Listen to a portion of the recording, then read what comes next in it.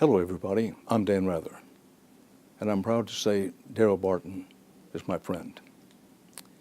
He and I worked for many years at 48 Hours in many places, faraway places with strange-sounding names, and yes, lots of hellholes, including war zones.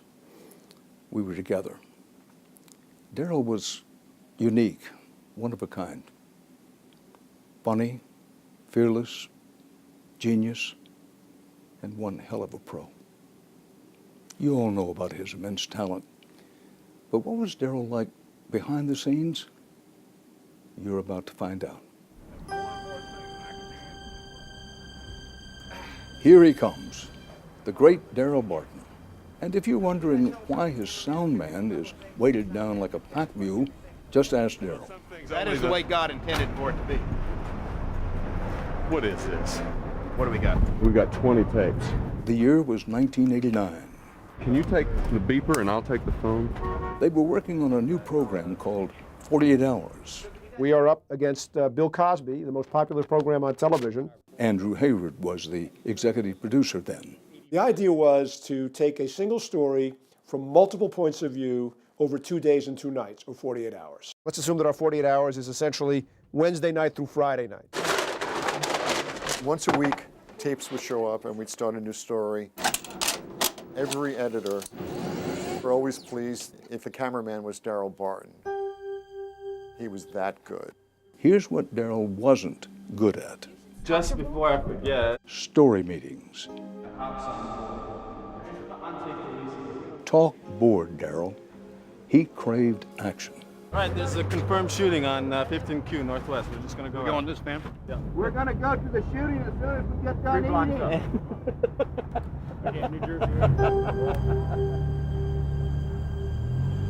Come on, Daryl, let's go. I spent thousands of hours literally tethered to Darrell, watching him work. I know, what a privilege. And it was. Darrell was like nobody I've ever seen. Great idea, Andrew. What's your next plan? This police call didn't pan out, but the night was young, and so was Darrell. I wear these glasses simply to make me look more mature, because my youthful appearance sometimes can put people off. What's happening? Another call, and this time it's bad, very bad. A young man was shot to death. Hey, folks, can you back up, please? No one was more important in developing that immersive, fluid style of storytelling and camera work than Darrell Barton. Darrell could shoot chaos like nobody I've ever seen. It fits my personality. I'm not that organized. I'm a little happier if it isn't structured. All right, we're going. You've got to throw a lot of technique away, and you've got to throw a lot of cameraman's vanity away. What happened there is more important than whether your shot was steady. I've worked with some of the greatest cameramen in the world. Nobody ever did it better than Darrell. There's never been a better shooter with the camera on his shoulder. He had that magic of being able to capture the moment. A father is brought in to identify the body of his son.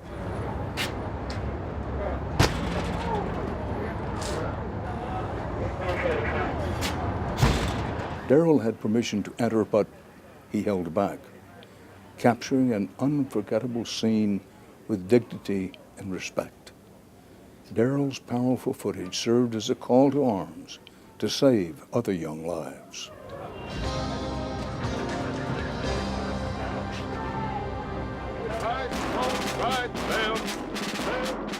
Best thing I remember about Darrell is that he always hated acting his age.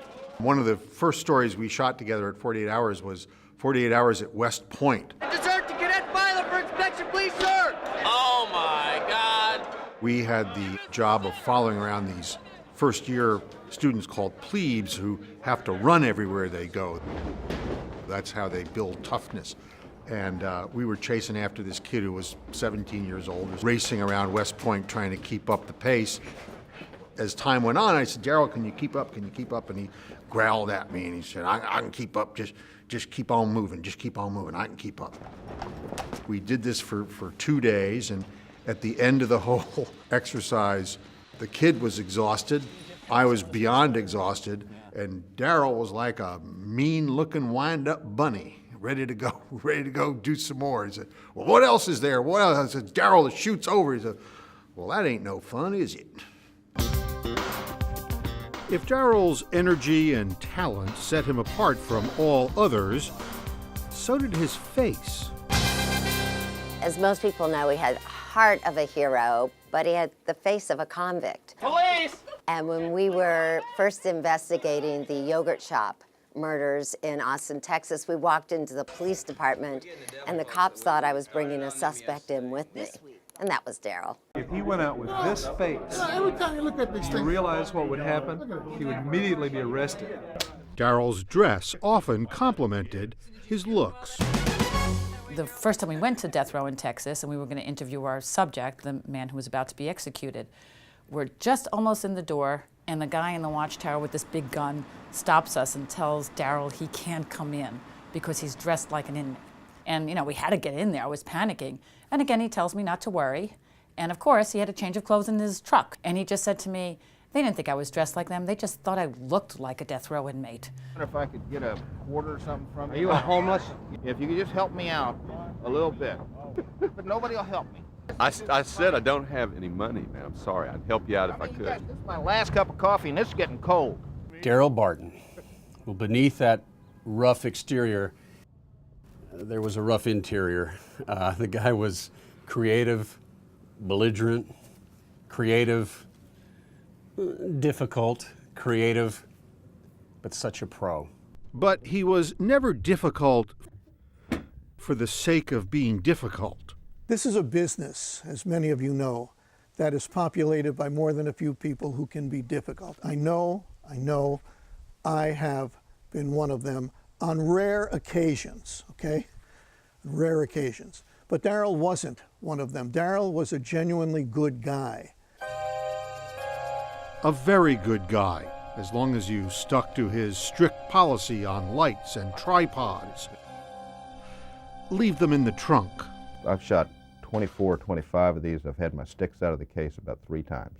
He was never about gear. I was all about gear. Daryl thought gear got in the way. I'm shooting this on an iPhone 6. I know, Daryl, that would really piss you off, probably. But I'm not using a tripod, and I'm using natural light, no lights. I called Daryl up and I asked him if he would bring some lights to our next shoot. And he said, yeah, I have a light. I'll bring it.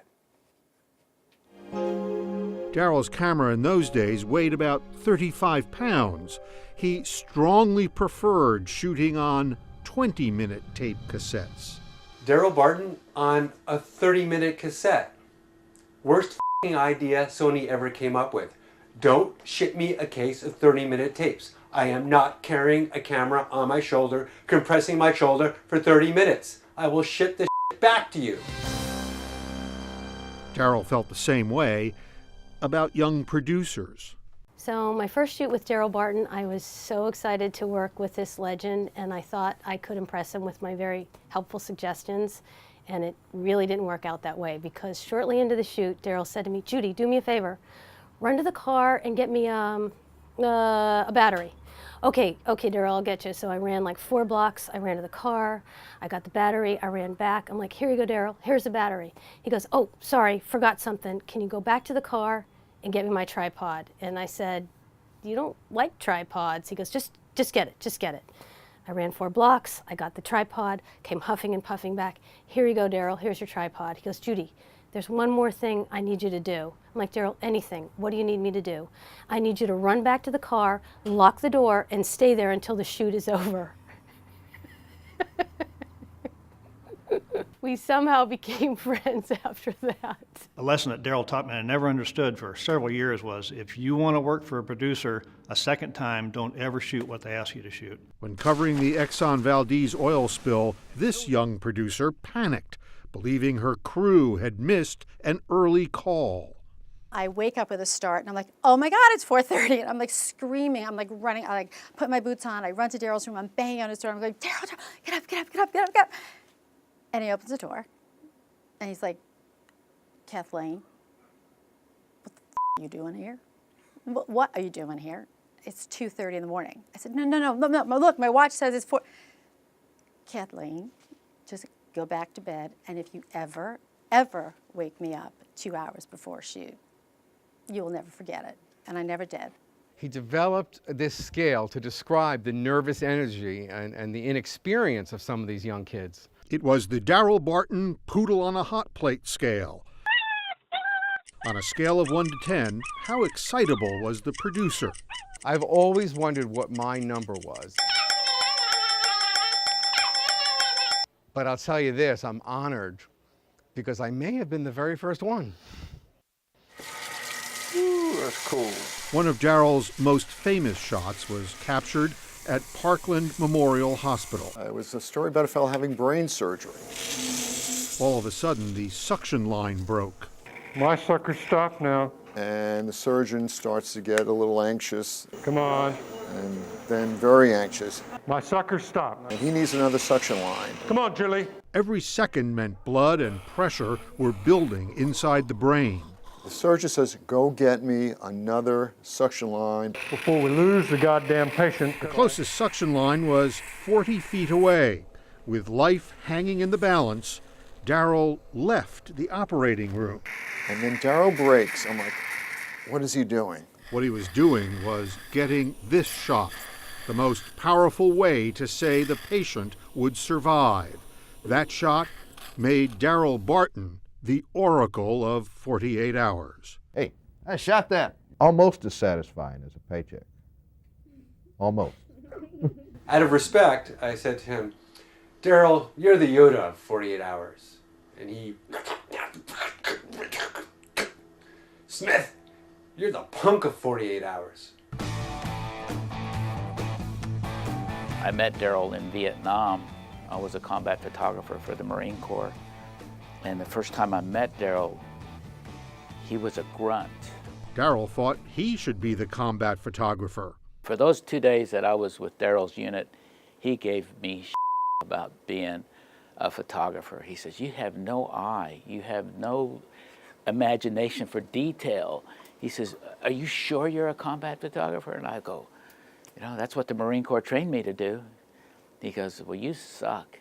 Years later, the name Darrell Barton came up again. I get out of the Marine Corps, and I apply for a local TV station job, and the news director says, you got the job, Ray, but you have to be interviewed by Darrell Barton. And I kept saying, that name is just, it's ringing in my ear, and I go, where do I know that name? And as the news director's talking to me, he says, you know, he was in the Marine Corps. And I said, thank you very much, but I don't want your job. We don't get fooled again. Good call, because here's what a Barton job interview sounds like. Daryl is interviewing soundmen, and I turn and see him on the phone saying, I'm an ordinary son of a bitch. If I don't like how you're chewing your ice cubes in the airplane seat next to me, I'm gonna fire you. No matter where on earth Daryl was, he insisted on his code of conduct. Rule number 1. People in New York need to learn to keep their high opinions of themselves to themselves. I don't need this crap. Rule number 2. Always be kind to the people you met in the field. Your word's your word, deal's a deal. If something's worth doing, it's worth doing right. And if it's something that's so hard that nobody else wants to do it, all the better. No whining, no complaining. He practiced what he preached in Fiji, where he was covering the millennium. He brought every aspect of the Darrell Barton we all know and love. He wanted to bond with the characters, the Ratus. And he did. Daryl actually got a little too close. The village elders invited Daryl to have a drink. This man is the bartender. Daryl stepped up and took one for the team.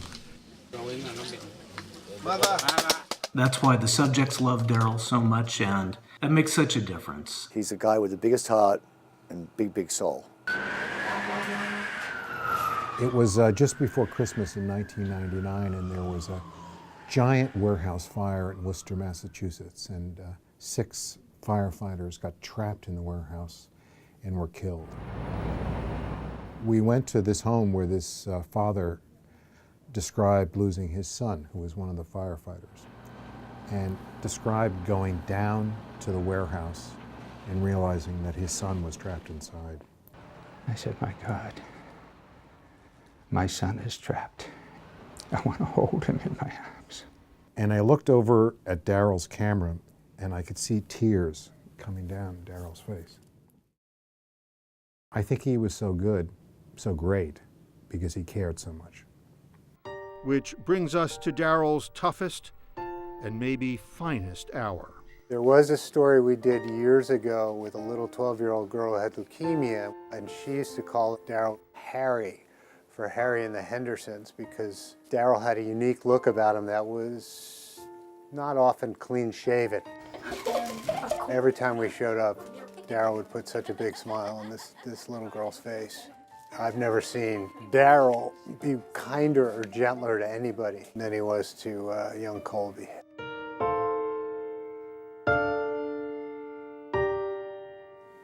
Darrell was a man defined by his work, but more importantly, by his heart. He had a heart the size of a locomotive. Our hearts are breaking now because he's left us. But you know, Darrell would never want tears. He would want us to celebrate his life, laugh about our memories, and never forget that face.